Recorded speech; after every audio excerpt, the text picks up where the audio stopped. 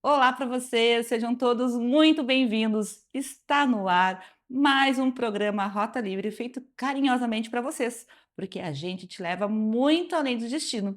E tu pode acompanhar o Rota Livre através do YouTube, Facebook, canal 15 da RBT TV e também o canal 160 da Sul TV, para todos os 196 países do mundo. E o programa de hoje ele está mais internacional. Até porque a nossa convidada veio de longe, bem longe, porque o Oriente Médio é do lado de lá. Seja muito bem-vinda, Irine. Muito obrigada, obrigada pelo convite. É um prazer estar aqui. Nossa, o prazer é todo meu. Gente, nós somos amigas há pelo menos 15 anos, estávamos calculando, né? Pelo menos 15 anos. É, e a Irine vai nos levar para o Oriente Médio, vai contar histórias do Egito e outros países de lá também. Vamos começar a contar para o pessoal como começou essa trajetória? Claro. Eu moro hoje no Egito, mas eu comecei viajando para Bahrein, um país bem pequenininho, onde a gente só conhece aqui no Brasil pela Fórmula 1, né?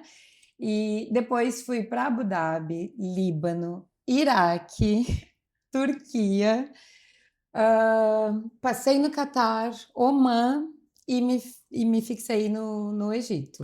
Mas tu foi por causa da profissão ou primeiro tu foi a passeio? Porque eu contei quem tu é, mas eu não contei o que tu faz. Primeiramente, eu fui pela profissão, fui como bailarina de dança do ventre, com contrato de trabalho, mas todos os contratos eu consegui fazer turismo também. E desde o início, a minha proposta pessoal era conhecer a fundo a cultura, o local, aonde eu estava vivendo, bem mais do que só estar ali a trabalho. Bom, hoje são então 14 anos. Isso, 14 anos. E aí eu vi que a Irine veio para o Brasil visitar a família, eu digo: "Amiga, corre aqui que eu te quero no Rota Livre". Que legal que tu veio e tu aceitou o meu convite. Obrigada Com mesmo. certeza. Vamos fazer um brinde? A nossa Vamos, amizade e tudo que a gente vai contar para o pessoal de casa então. um brinde. Um brinde. Temos fotos, né, produção? Bora lá? Que lugar é esse, Irine? Esse é Conta pra gente. Bahrein. Bahrein, meu primeiro país. Eu voltei para lá depois várias vezes também. Lá é um país bem fechado, porque está no Golfo Pérsico, é bem do lado da Arábia Saudita. Então, os costumes lá são bem diferentes do Egito, do próprio Líbano, que é o que a gente mais conhece aqui, né? Os costumes libaneses, a comida libanesa. Lá é bem diferente de tudo que a gente conhece aqui. Lá as mulheres andam de preto. Eu nunca precisei, em nenhum dos países que eu estive, eu nunca precisei me cobrir a cabeça, eu sempre andei normal. Claro, respeitando as tradições, nunca usando, nada muito curto. Vocês vão ver que tem fotos que eu tô de short, Ah, mas é? não muito, muito curto como no Brasil, Eu né. imagino que seja uma curiosidade muito grande em relação a isso mesmo, a questão das mulheres estarem cobertas, né. E uma das questões que um dia eu vi tu comentando no teu Instagram, que tu foi trabalhar lá, porque tem a questão que as mulheres não podem dançar em público, como é isso? Isso, as mulheres árabes, em geral, elas não se expõem.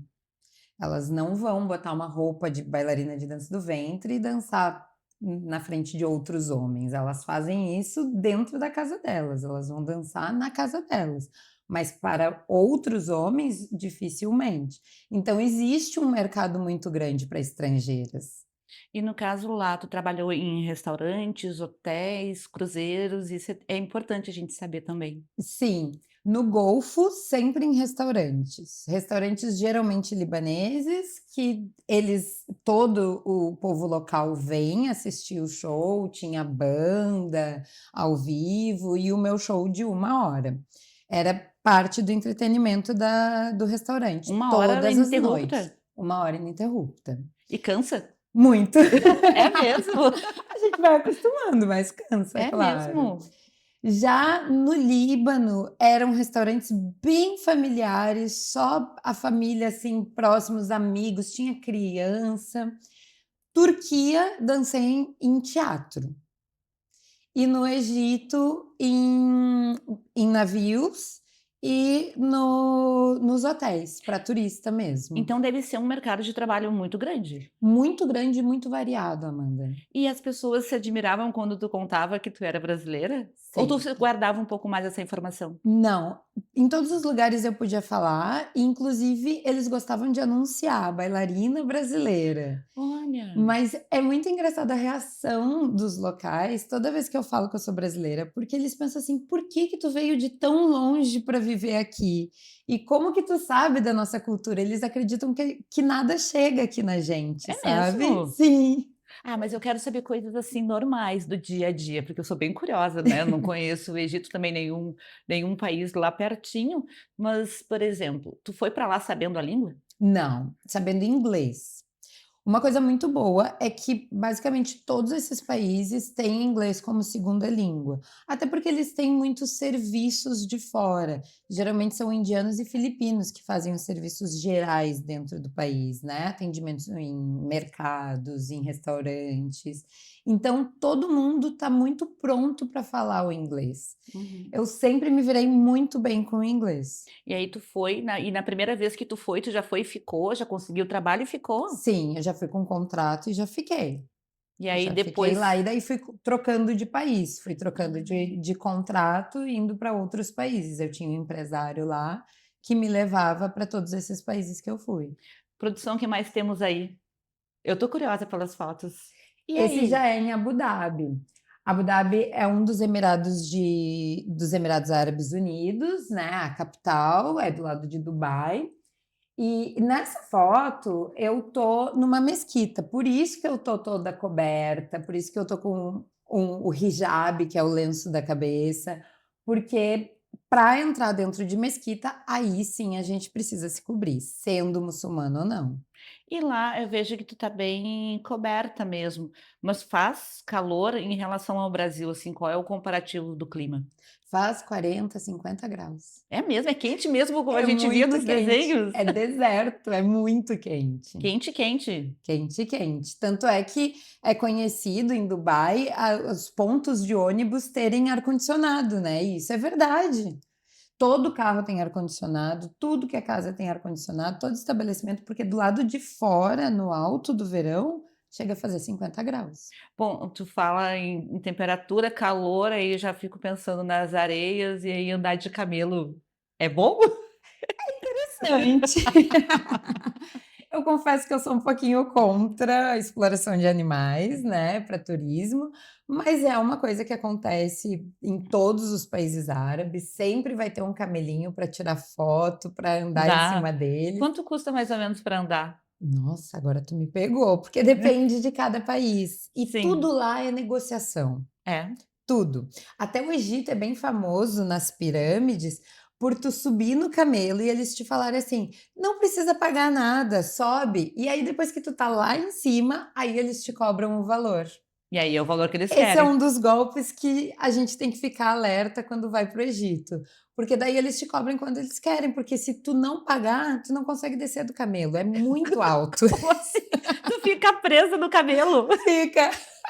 Essa foi boa agora, Irine. É uma das malandragens que eles Tu vai têm. dormir hoje sentada no camelo. Vai ficar aí, querida, se não pagar, vai ficar em cima.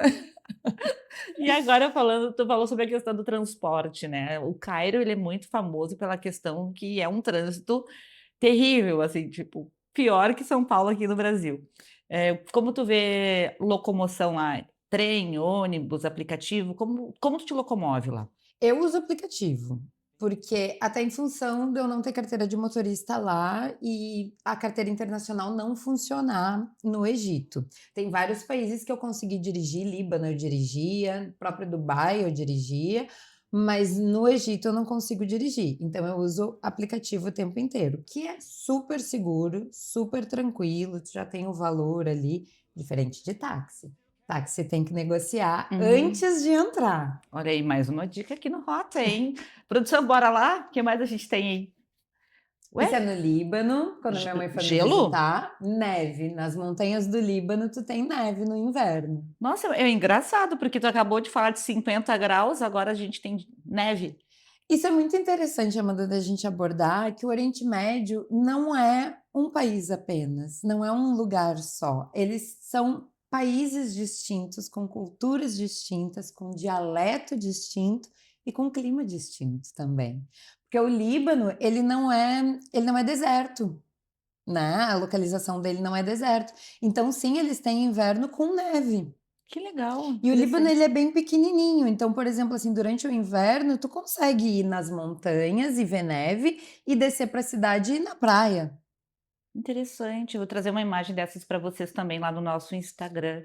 E Erine, falando um pouco sobre a gastronomia, inclusive depois a gente vai passar para vocês uma visita que eu fiz no restaurante Al Noor aqui em Porto Alegre, trazendo a gastronomia então libanesa para vocês. E aí, o que que se come de bom lá? Na minha opinião, a gastronomia libanesa é a melhor de Olha aí, Al todas. Noor, ó, tá atestado e atestado por ela então aqui. É a melhor, é onde a gente tem tudo que a gente conhece aqui, o quibe, a esfirra, hummus, que é aquela pastinha de gergelim. No Egito é um pouquinho diferente, por exemplo, o falafel, que é aquele bolinho frito que a gente come libanês, ele é feito de grão de bico. No Egito ele é feito de feijão. Interessante sobre isso também que me passaram, né, eu vi tu falando sobre a folha da uva, da parreira que Sim, tem aqui na casa dos teus pais em Porto Alegre, e com a folha do repolho faz o charuto, mas que também pode ser feita com a folha da uva, é isso? também é feito com a folha da uva. No Egito se faz muito com a folha da uva, que aí é só misturar a carne moída crua com arroz, cru também, tu enrola e depois põe para cozinhar, E é tudo junto. maravilhoso, gente, essa minha experiência na Unur foi assim, ó, incrível. E das coisas que tem lá para comer, eu sempre faço essa pergunta quando a entrevista é internacional: "O que que tu não comeu que é típico de jeito nenhum?" No Egito, pombo, Pombo? pombo. Não tinha conhecimento dessa Pombo é informação. terrível. É, Eu não consigo comer.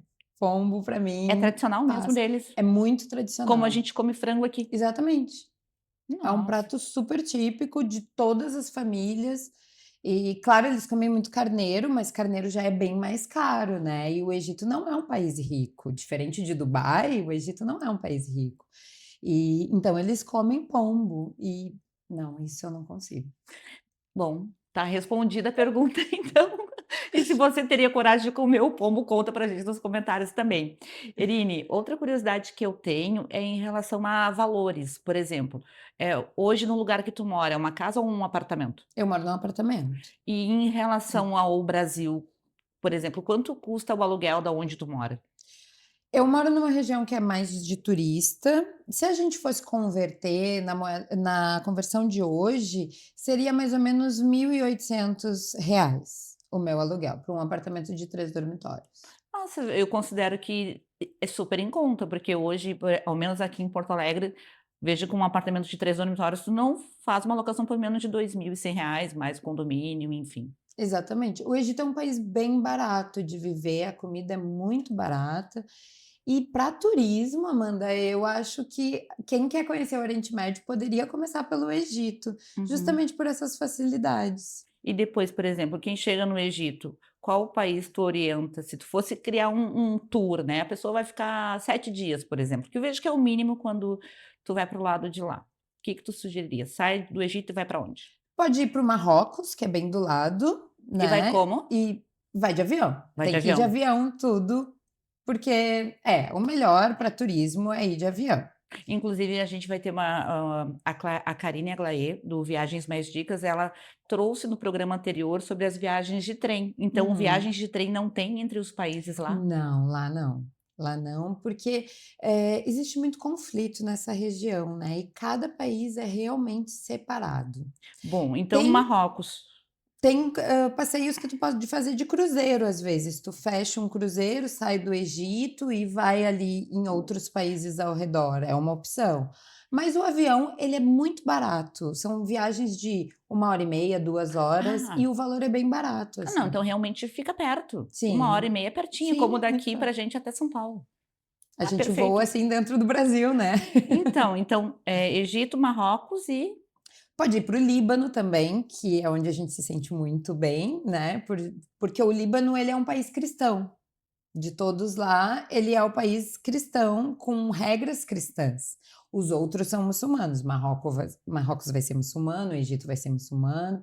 Embora no Egito tenha uma grande quantidade de cristãos também, e não é nada disso que a gente imagina, que a gente tem que andar o tempo todo coberta, que é perigoso. O Egito é muito seguro. É. O meu marido costuma dizer que o golpe que tu vai sofrer no Egito, tu vai sofrer sabendo que tu tá sofrendo. Que é isso? Tu vai subir no Uber ou no camelo e eles vão te cobrar bem mais do valor do que tu pagaria normalmente. Tu vai, comprar uma lembrancinha, tu vai pagar o triplo do valor do que aquilo realmente vale. Mas esse tipo de coisa, sabe? Ele vai te tirar uma foto tua do lado do camelo e depois ele vai te cobrar pela foto. Então tu vai pagar esse golpe, mas sabendo o que tu tá fazendo. Agora, andar com o celular na mão é super seguro, andar com a bolsa aberta, sem se preocupar, sem ficar segurando, é super seguro. Existe uma proteção com os turistas lá no Egito. Qualquer coisa que acontece para um turista é muito mais atendido pela polícia e eles têm uma preocupação que nada aconteça com o turista lá. Isso é muito importante. Nossa, faz toda a diferença na hora de escolher o destino. A gente já está quase no final do tempo, produção, mais fotinhos, então vou pedir para a Irine comentar direto agora. E Isso é no aí? Líbano, em Baalbek, nas ruínas. Isso é em Dubai, a bandeira dos Emirados. Isso é na Jordânia, também nas ruínas, lá naquele teatro romano que tem. Lindíssimo. Isso é na Turquia. Olha como eu já tô de De short short, ali, né? viu. Essa próxima é em Omã, num forte de Omã. E essa é no Catar. E esse é no Egito, no Mar Vermelho, que é onde eu moro. Eu moro no sul do Egito, no Mar Vermelho, eu não moro no Cairo. Da tua casa até a praia, quanto tempo? 5 minutos? 5 minutos? Ai, que chique isso! Que legal, Irine, assim, ó, imenso prazer ter te recebido aqui, te ver de novo depois de tanto tempo, né? E a Irine tem muito mais histórias para contar. Eu só vou deixar um spoiler aqui. Ela casou com um egípcio e contou que é tudo de bom, amiga. Aí eu sou suspeita para falar, né. Mas olha, te desejo assim, tudo de bom nessa tua caminhada, no teu relacionamento, na tua vida profissional, né? E que tu volte ao Brasil e venha ao Rota Livre novamente. Com certeza, muito obrigada pelo convite, é um prazer falar um pouquinho da minha experiência. Posso deixar minhas redes? Claro, com certeza. Erine Pereira, no Instagram, é a rede que eu mais uso e por lá eu divulgo bastante essa diferença cultural entre o Brasil e o Egito. Eu desmistifico muitas coisas que a gente acredita que acontecem lá e eu deixo tudo mais fácil, tudo mais gostoso, porque são países que estão distantes de nós, mas que têm também uma proximidade com a gente. Os egípcios e os libaneses, por exemplo, são muito alegres como nós, são muito festeiros, são muito próximos, né, e são lugares muito especiais. E vejam só que legal, gente. Essa entrevista que a gente está gravando hoje, a Irine vai poder assistir lá do Egito. Bom, então, amiga, muito Eu obrigada. te agradeço. Seguimos por aqui, então. Agora a gente vai chamar o intervalo e já vou contar para vocês o que vem aí, hein? Viajando pelo vinho. E se vocês quiserem viajar para o Egito, lembre-se, Costa Luca Vistos e Cidadanias também é apoiadora do Rota Livre. A gente já volta.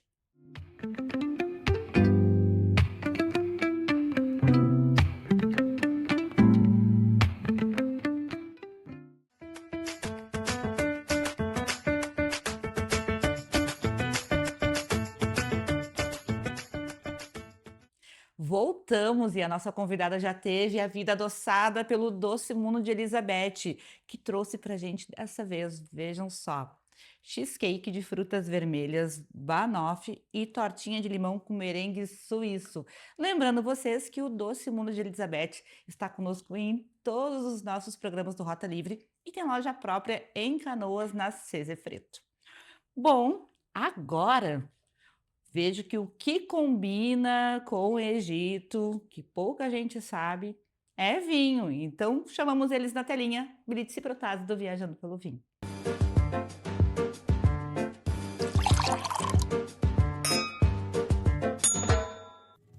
Oi, pessoal! Eu sou a Militza.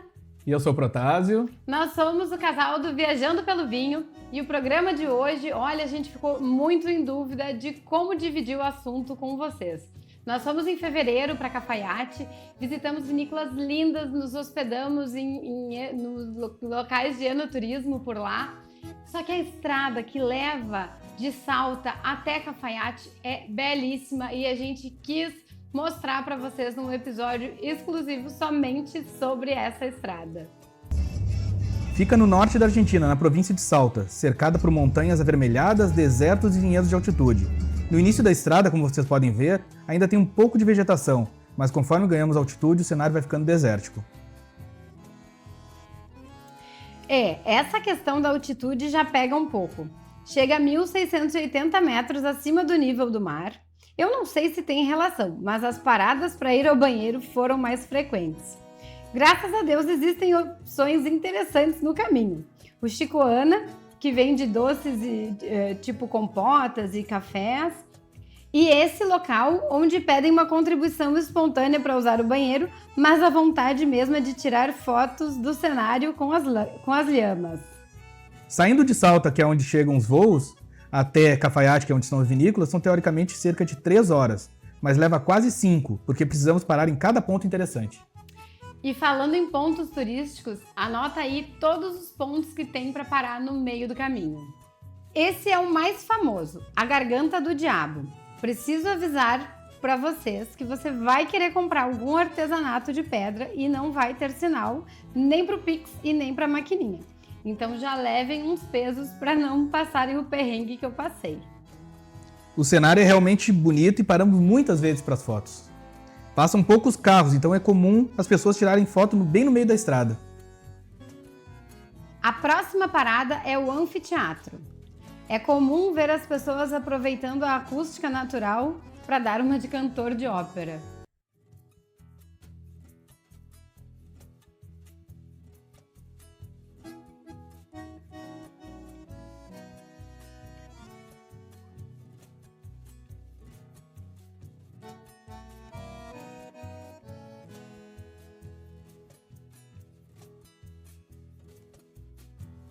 Esse ponto de parada é El Sapo, autoexplicativo, né?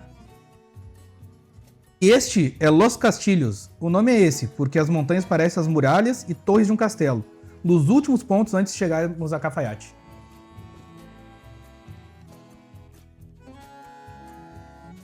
E agora, uma dica de filme.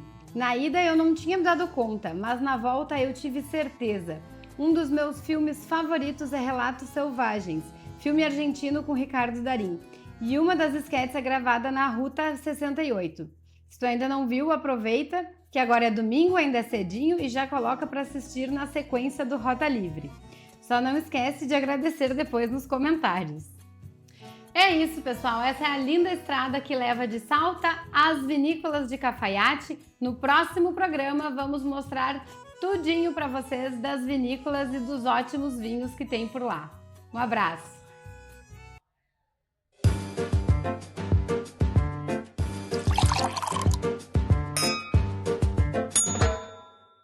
E agora vamos dar umas voltas aqui para o Porto Alegre? Pois é, quero apresentar para vocês o Nihon. É isso aí, confere na tela então. Uma experiência que já conquistou Porto Alegre acaba de ganhar um novo endereço. Eu visitei a inauguração do Nihon Sushi Kaiten, na zona norte da capital, e gravei tudo para mostrar as novidades que está dando o que falar. Depois do sucesso da unidade no Bourbon Teresópolis, o restaurante agora chega ao Bourbon Country, trazendo um espaço moderno, aconchegante e cheio de experiências diferentes para os apaixonados pela culinária japonesa.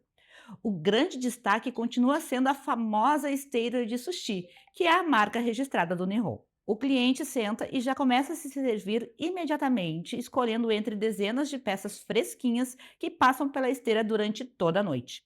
Mas a nova unidade também trouxe novidades exclusivas. Além do buffet na esteira, o espaço conta com bangalôs privados, perfeitos para quem busca uma experiência mais reservada e intimista. Cada bangalô possui uma esteira exclusiva, criando um ambiente diferenciado para casais, famílias ou pequenos grupos de amigos. Outra novidade é o salão com serviço à la carte, oferecendo cerca de 25 opções entre combinados e pratos especiais. Entre os queridinhos do público, claro, né, que o famoso guncã com gorgonzola, um dos mais pedidos na casa. O projeto é comandado pelo empreendedor Alfredo Pinto, fundador da marca, agora ao lado dos sócios Paulo e Bruna Moraes. E o sucesso já é tão grande que uma nova unidade em breve vai abrir no prédio de Bela Shopping. Além da gastronomia, o ambiente chama a atenção pela iluminação aconchegante, pelo atendimento e por uma proposta moderna que transforma o jantar em uma verdadeira experiência.